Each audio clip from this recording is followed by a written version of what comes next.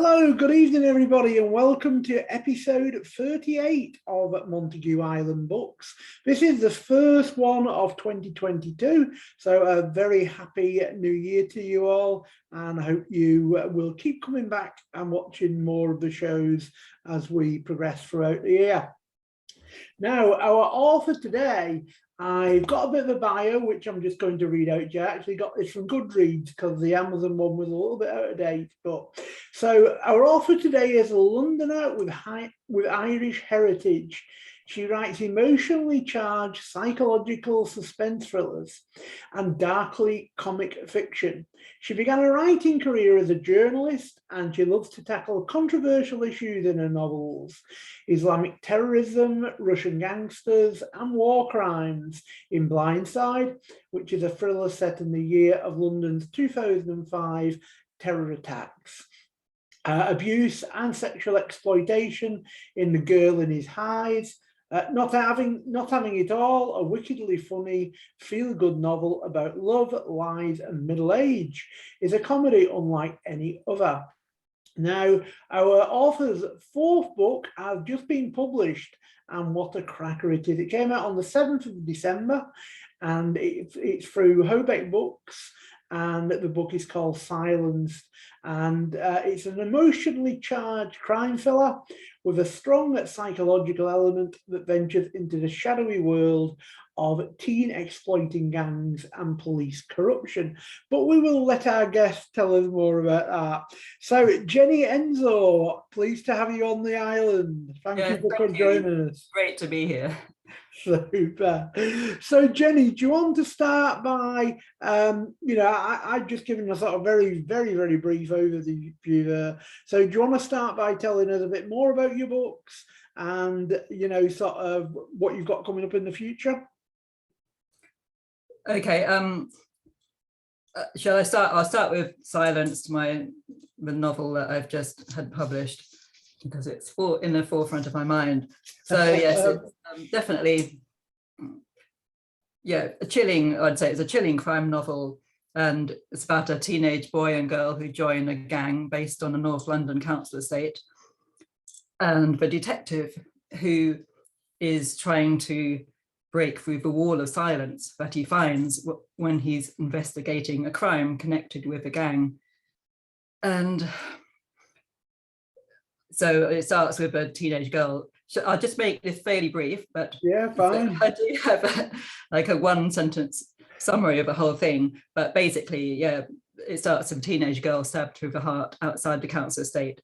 The investigating officer, D.I. Waverley, is pretty sure that the gang is responsible, but no one is speaking up. They're all scared of the gang. Callum has a long kept secret, which forms part of one of the threads in the novel, which comes out later on. But the two teenagers are drawn into the gang. They both have big problems in their lives, so they're struggling to cope, and they become manipulated by the gang members, especially the teenage girl. So I guess the novel starts off from that point, but the teenagers are becoming more and more entwined in the gang. There's all these power relationships and various things which happen. And the other main thing is that there's I guess the theme of guilt and innocence is one of the main things, and it's about the boundaries between guilt and innocence blurring for everyone involved, including Callum. And it has a little bit of, well, not a little bit. He's concerned about someone on his team who might be corrupt, and he's also increasingly affected by his past. He's traumatized effectively from an event a long time ago, which relates to what happens with the teenagers. So as far as other stuff, I started writing. I was a journalist for a few years. I did a degree in journalism. I traveled to Australia and Asia. I was quite keen to be like an investigative reporter, and I got some stuff in the Sydney Morning Herald in the magazine. I was really excited. Yeah, I bet. For a few years, I got regular stuff as a freelancer in various publications. And that's, I guess, where I got that. I was interested in what was behind the surface of things. I'd always wanted to write. When my English teacher at school gave me all this praise about various essays I'd done, but I never really had the confidence, I think. And also I had a troubled childhood, I was disturbed in many ways. I didn't really get into what I really wanted to do for a long time.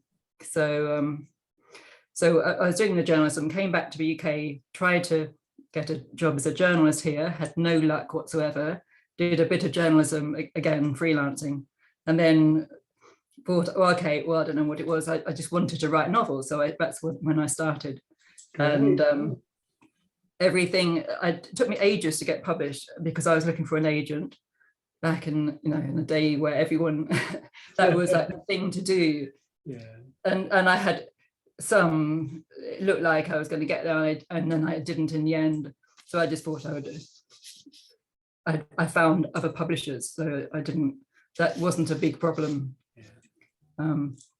First book I crowdfunded it with Unbound. Oh, great. That was really hard. I bet it was, yeah. It required making a video, asking total strange, well, some were total strangers, but actually going up and making a pitch for my novel, trying to get, basically, I wasn't exactly asking for money, but it was very close to that. And God knows why I did that, but yeah, it was interesting. I bet it was, yeah. I was so proud of the book. And and the good thing about Unbound, one of the very good things, they have very highly respected editors and cover designers. And I don't know how you say it, Camilla Lackberg, well-known crime and thriller writer. I think the editor of one of her regular editors ended up editing Blindside. So that was great. And I had 2 structural edits, plus all that nitty-gritty stuff. And then The Girl in His Eyes, the second book, that was with Bloodhound Books. And I was really pleased. It took me a long time to write, quite a difficult subject matter. But I'm very proud of that. I've had good reviews for that. Brilliant, yeah. And my third was really a complete change, not having it all.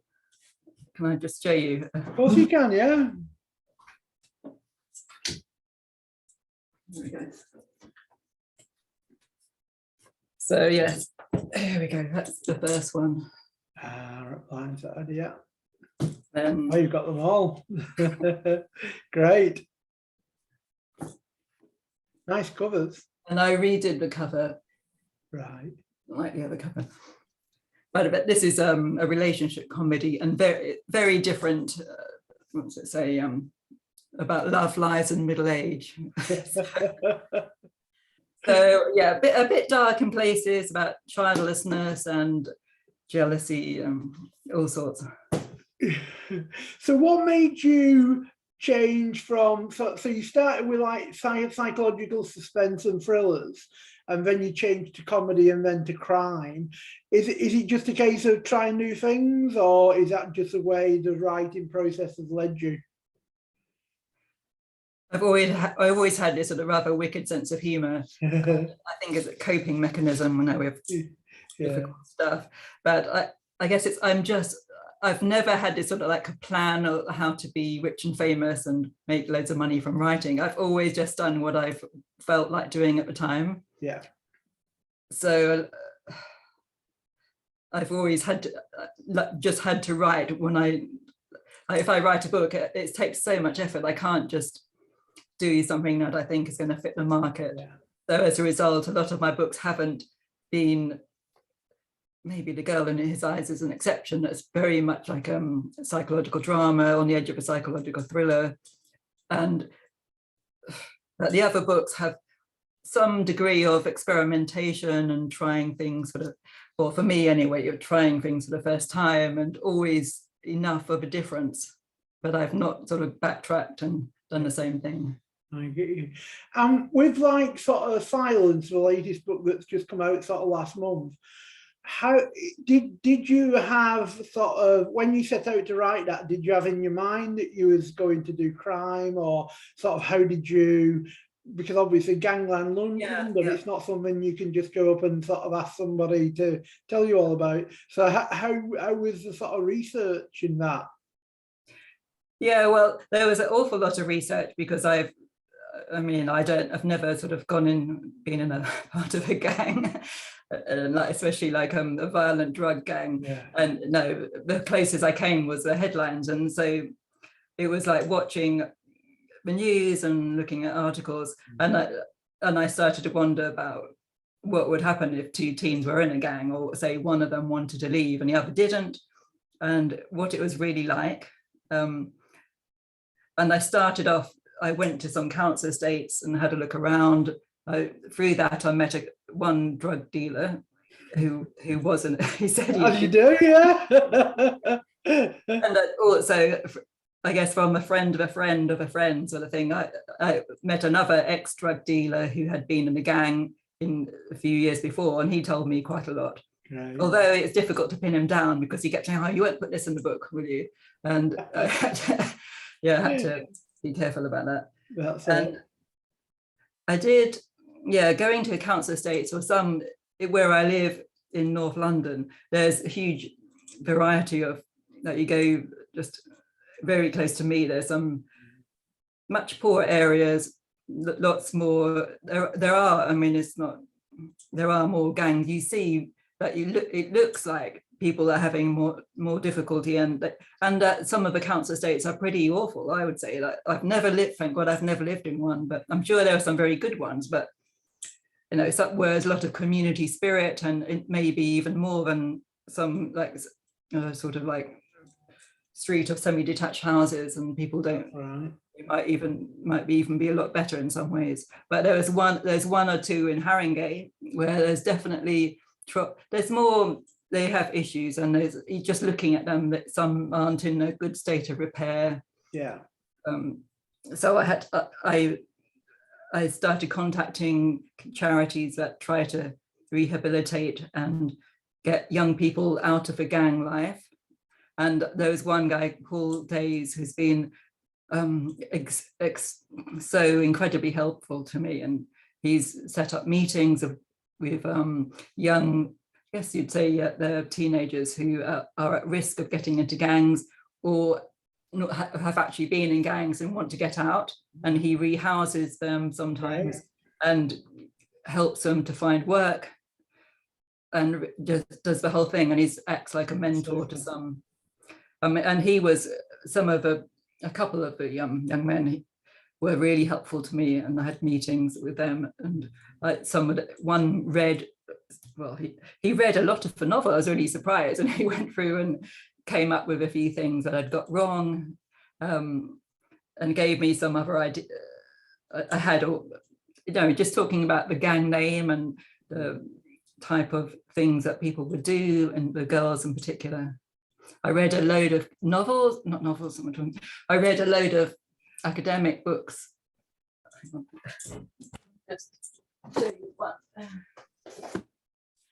I've put it all in the acknowledgements, but this was one. The Street Casino. Which I would highly recommend if anyone's interested in gangs, because I found it really fascinating. Things like playing the game and positioning. Yeah. And he sort of likens it to an actual game, and it's very complex, isn't it? Just in like when you look at the community that these sort of gangs operate in, it is it's not just sort of straightforward. It is very complex in, the issues that they've got and the things that have caused them to get into gangs. And as you say, to get out of the gang once they're in it is probably even harder than anything. Yeah, I could really relate to a lot of the reasons why. Both boys and girls, why they would get into gangs, and the whole for the sense of belonging is one big thing, and also just to make money. And let's say if their mother's ill or their family haven't got any that much money for food and the basics, and Right. then there's a whole capitalist society where belongings are very important, and the right pair of trainers, Yeah. and protection from Yeah. now there's all this knife crime, and it's all related, the legal drugs. Yeah, and all that comes up in the book, and I love the book. It was one of my top 5 reads of last year, of 2021, and it was really good, and it was very detailed and very realistic. So if anybody wants to sort of find out more, where can they, where's your website, and where can they contact you on social media? Yeah, my website is Jennie Ensor, www.jennieensor.com. That's JNNIEENSOR. My Twitter is Jennie_Ensor, Facebook Jennie Ensor author, and Instagram Jennie Ensor. Super. And what have we? So obviously things are very busy at the moment with the book. As I say, it's less than a month now, isn't it, since it came out? It's exactly a month today. Oh, it's a month today. So what's coming next? Well, I'm working on a novel which is set in a village in the countryside, and there aren't any gang members in it. And is that going to be crime, or? Yes, I think it will be. I think it's going to be, I'd say, between probably, loosely crime, but it probably more of a psychological thriller with a bit of humor in it. Yeah. I'm very interested in social stuff and social, what do you call it? I guess things like it will have things like jealousy and tension in the community, and it will be set in COVID times when it the emotional side of things. The first year of a pandemic. Wow. that'll be interesting. And obviously you've written in a number of genres, and this is what, your 4th book, is it? What would you say is the sort of, what's your favorite bit of the writing process, and what's the bit that you sort of hate the most? Okay. Well, I love the first. I love all of it, really. The first part where you have these ideas and rushing through your head, and that you wake up early in the morning with ideas and you dream about it. Yes, I love that. And it's sort of like you're in a completely different zone away from the world, and there's so many possibilities. I guess I've had this just once, thank God, but I haven't been able to. There's one novel I started, and I had this, and I kept working on. I had a short plan for it, and I just ran out of steam. I didn't write that much of it, but it took me quite a long time to get where I did. And then I thought, oh God, this is boring. I just. Well, it could have been worse, because it was probably about 6 months or maybe a bit less. But I guess that whole thing where you run out of steam and you question yourself and what your basic premise is, and that is very somewhat distressing. Yeah, so a bit soul destroying and a bit because I hate wasting time, because life is only so long, and I hate anything like looking for stuff in the house. And my husband will put something away somewhere, I don't know where it is, and it's going shopping, not finding what I want. That's like all the things I'm so frustrated about. So having started something and then deciding, it's not published, but just me deciding, I know it's all like a learning curve, and you never know how something might help. But I don't mind the editing. I'm a bit anal about editing, so I can get into I like the big the sort of overall editing, but I guess once you've gone through a book with silence, I went through it 4 times, and I was getting really fed up by the last time. And I did have for the first time I had a massive what do you call it, like a summary I was working to, and I plotted it far more than anything else, and it was almost like a novella in length.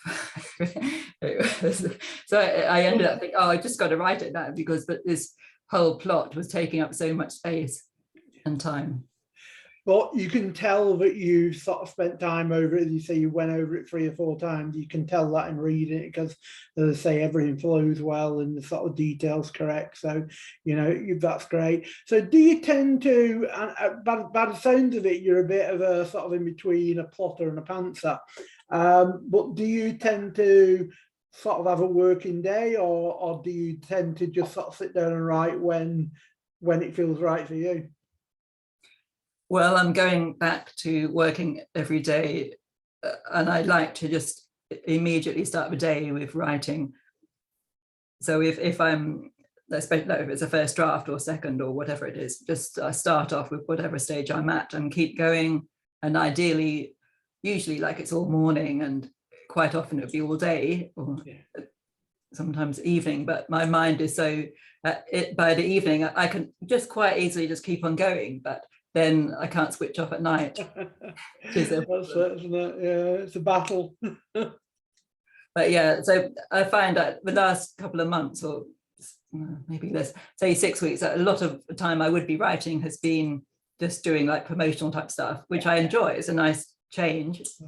But then after a time, I just think, well, I'm going to forget all of this novel. I've got to go back.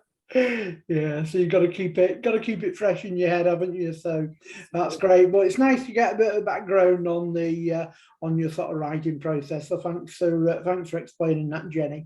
So what we'll do now is we will prepare you. If you've got your suitcase ready, we will prepare you for your trip to the island.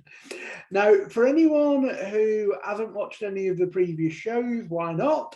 First of all, but just to give everyone a little bit of information about the show, Montague Island Books is a bit like, the way I compare it, it's like a book version of Desert Island Discs, and we have the fictional island of Montague Island, which is off the coast of Cumbria, and it was actually it was created by Mike Craven in one of his sort of recent books. So that's where we sort of came up with the idea for the name. And you're allowed to take 7 books with you that are either a favorite book that you want to read again, or that you've had connection with from childhood, or you've read it. It's one of these books that you read a number of times. And along with the 7 books, you also get to take along a CD and a DVD, as we believe there is limited electrical supply, so you get about an hour a day. So you can take along a CD and a DVD. You can also take a favorite food item or meal. Obviously, because this is a fictional island, we can do a bit of magic, so it keeps reappearing. And the final item to take is basically, it can be anything. It's your luxury item. So what we'll do is we'll get the suitcase ready for you, Jenny, and we will start packing your books in. So what is the first book that you would like to take with you to the island, and why? Unfortunately, most of these books are on my Kindle. Yeah. So I'm just going through now to get the first one up. But the first 2, I thought I would do a sort of archaeological thing and go back into early times when I started reading. So the first 2 are from, I think I was at school, definitely the first one. And I've reread it a couple of years ago. No, it's not crime at all. The Owl Service by Alan Garner. Right. And did you find much difference when you read it sort of as a child compared to reading it as an adult? I did, because I had very vague, my memories of it were quite vague from childhood. I love the Welsh names. They're so mysterious, and also the way it's written is almost, you can't quite grasp it. And I, as a child, I'm just trying to get it up, and there's no picture. Yeah, there's no.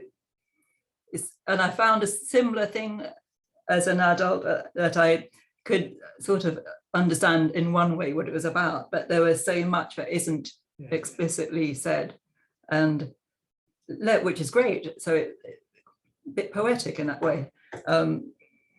But the whole, the whole thing about these mysterious, disturbing incidents, and the plate of one of the kids staying in the house, he finds some dinner plates, and there's a whole thing about Welsh myth and the kids being stuck in this endless sort of retelling of a myth that they can't get away from. Great. So that is one that sort of goes back right to childhood from you. So that's the owl service. So what's your second book going to be, Jennie? The second book also from childhood, and it's Tom's Midnight Garden by Philippa Pierce. Yeah. And what is it about that book that you that thought you keep going back to? And I haven't reread it. I'm not a great one for rereading books, because I always think, well, I'd rather spend my time reading something new. There's so much I haven't read, and I am now a very keen reader. So it's just one that really struck my imagination, and the whole thing about a boy finding his magical garden, and it's when the clock strikes 13. And I don't now read fantasy, but obviously back then, it's just very ghostly and mysterious, magical. Great for as a child as well, because it just takes on like a special quality, doesn't it, when it's like ghostly and magical? It's partly like a escapism, because it's a way to escape the sort of dull everyday suburban sort of lifestyle. Yeah, good way of describing it. So that's number 2. And what is the third book you're going to take with you? Now this is the one book I have. I've almost finished. This is, I like Murakami, The Wind-Up Bird Chronicle, and it's absolutely so much. It's surreal, and it's weird. It has horrific moments in it, and it's like basically it starts with a boy a young man who loses his cat, and he goes off in this long, I guess, journey in many different ways. A journey is partly like to find the cat, but then he encounters all these people. He gets stuck down this huge well, this long well. It's very deep well, I mean, which was like an awful thing to read about. Yeah,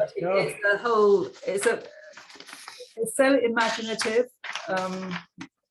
I did actually give up on it towards the end, because I thought, where the hell is this book going? And so I would like, on this little island, I would like to spend the time, so as not to waste all this reading I did, to actually get to the end. Yeah, to actually get it finished and see how it looks, from sort of viewpoint of today. So yeah, that's great. So that's A Wind-Up Bird. And what's the fourth book you're taking with you? I can talk about it. I've got some other crime and thrillers listed. No, it's whatever it's your choice. It's your choice. It can be any type of book. Okay, so there's Helen Dunmore. I think she's died now, but she used to be a poet and a novelist. I've written poetry, so I have endless respect for people who can write poetry and novels.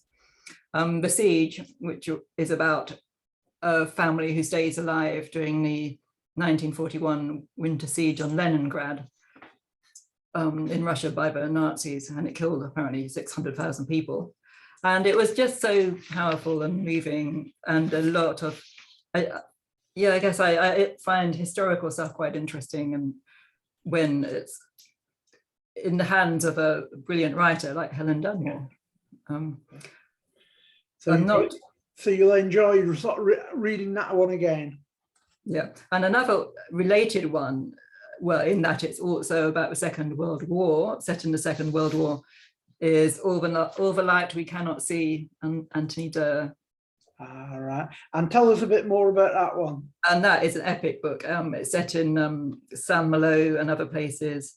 It's I guess there's a young man that you start, but a young German man and a French girl who's blind. So you have the conflict between the French and the German, which very much very like a very strong theme in lots of novels. And so the girl is blind and she's very reliant on her father to help her see her way around where she lives. So they start in Paris, and then they escape the German occupation by going to Saint-Malo, which was heavily bombed in the Second World War.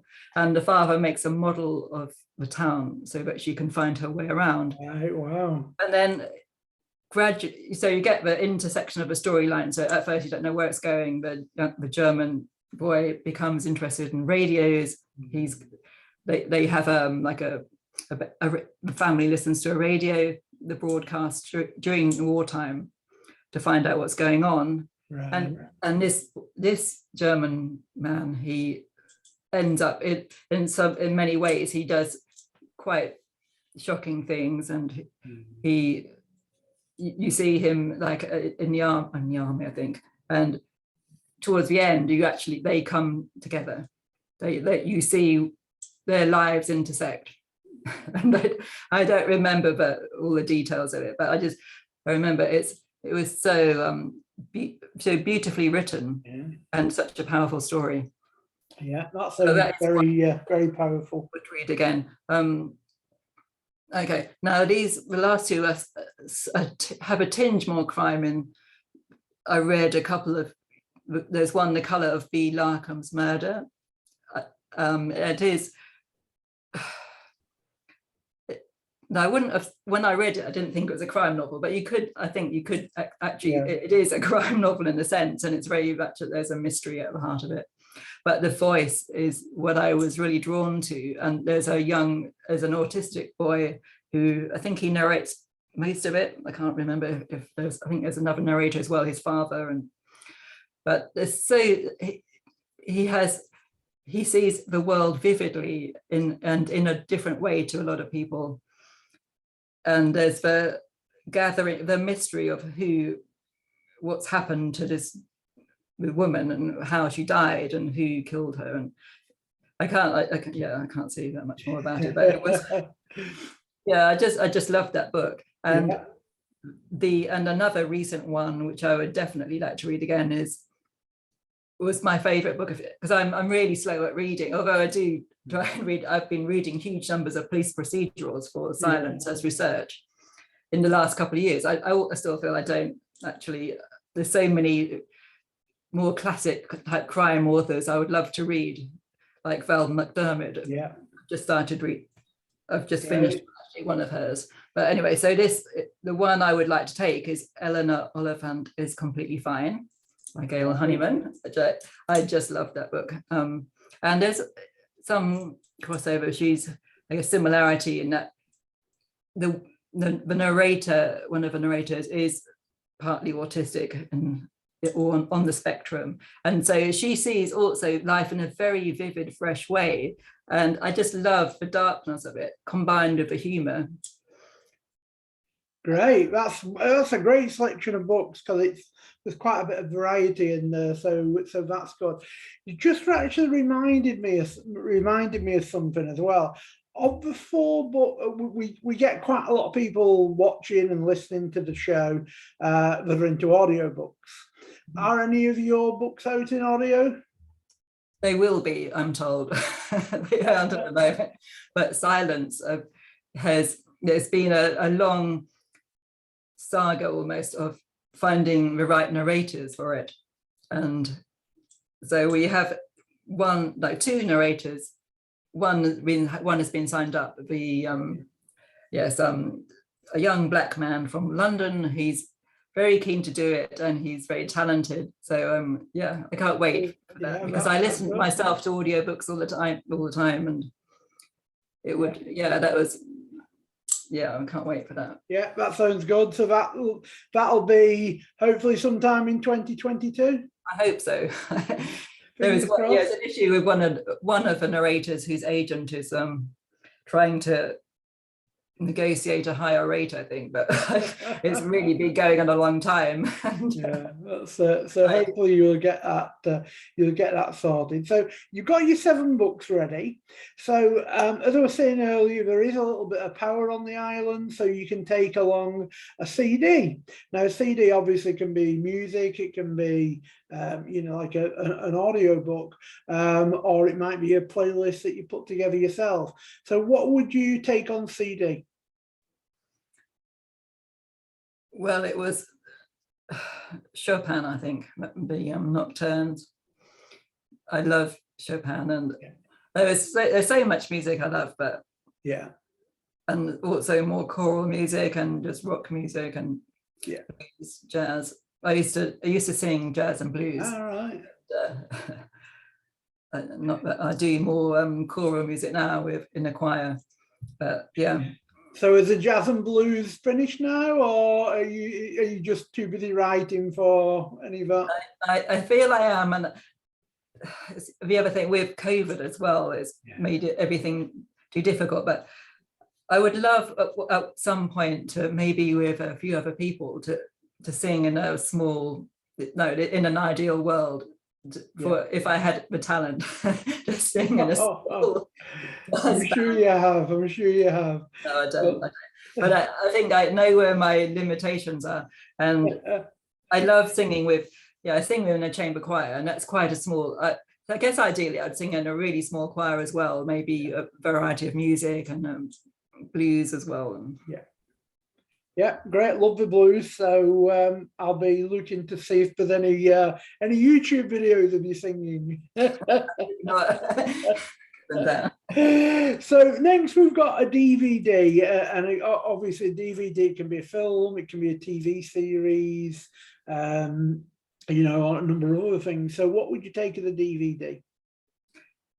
Okay, well, I did have a few. I was torn between. I love Robin Williams, so some of his films I could watch many times, but definitely, I'd say it probably The English Patient. Because it came out I've seen it about 4 times, and I love the music, and I love the whole unrequited love sort of thing, and the drama of it, and the vistas, the desert scenes. I also love Lawrence of Arabia, which has that whole similar theme about identity. And The English Patient, the book I liked a lot, but I'd say the film has more impact. So you can lose yourself a bit more while you're on the island. So yeah, totally understand that, and that's a great choice. Now the next thing we've got for you to take is a food item. Now that can be like an ingredient, or it might be a favorite meal that reminds you of somebody or some event. So what would you take as a food item? Okay, well, all of these apart from one drink, so I'd take some like tea bags.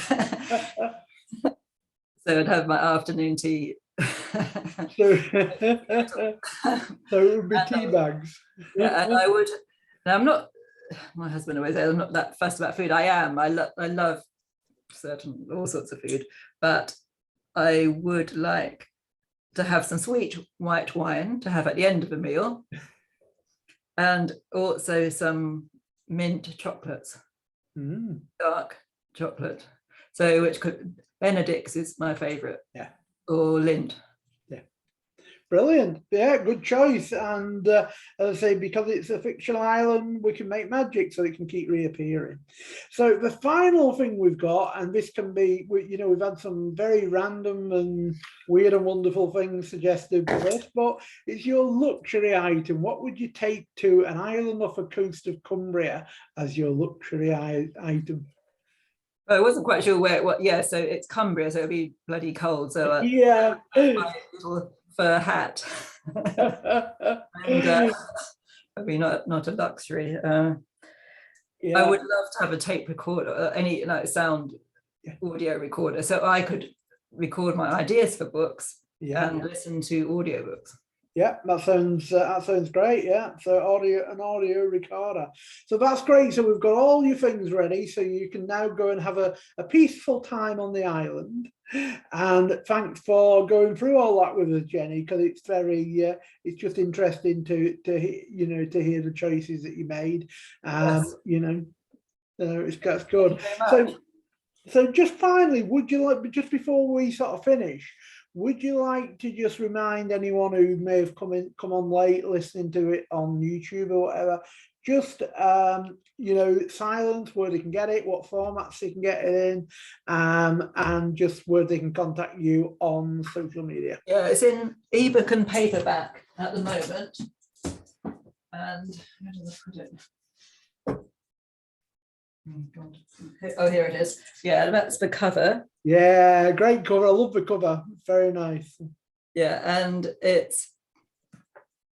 but I'll just give you the link is viewbook.at/silenced, and that's to the Amazon version, which goes to your local store.